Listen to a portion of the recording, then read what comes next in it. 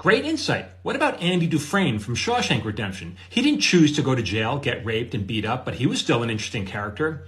All right, so Jamie here, or is it Jaime? I don't really know. You'd probably be the best person to ask, because I don't know. What do you think your name is? So he's referring here to a video I made yesterday about how characters are defined by the choices they make. That's what makes them interesting. And he's saying, well, Andy didn't make choices because he was just thrown in prison.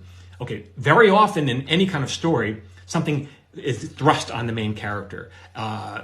A plane carrying a bunch of athletes crashes in the Andes. Now what? All right, so here in this case, a man convicted of a crime he didn't commit is thrown in prison.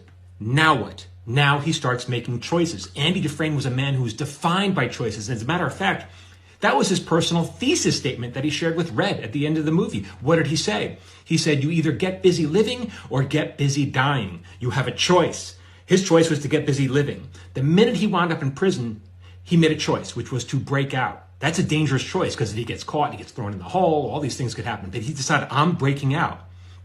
And so what did he do? The first person he befriended was Red. Why Red? Because Red was the guy who could get him the tools necessary to break out at all costs, right? He got the geological hammer, the Rita Hayworth poster to cover the hole in the wall.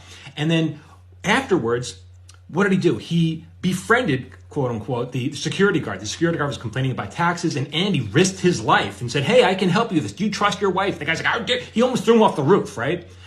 But then he helped him with his taxes. And why? Remember what did he get afterwards? What did he ask for in return? A bucket of suds for my guys, beer. Andy could ask for anything. He could ask for $1,000, but instead he asked for beer. Why? Because he didn't care. He already got what he wanted at that point. He didn't care anything else.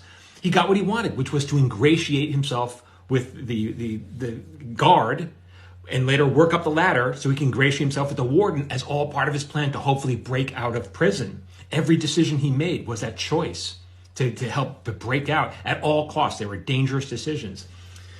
So writing is simple. It's not easy, but it's simple. I think it helps if you look at it in that terms. And if you want more tips, sign up to my free newsletter. I call it my watch list. And it's free. It goes out every Friday. You can get on it here. Thanks for the question.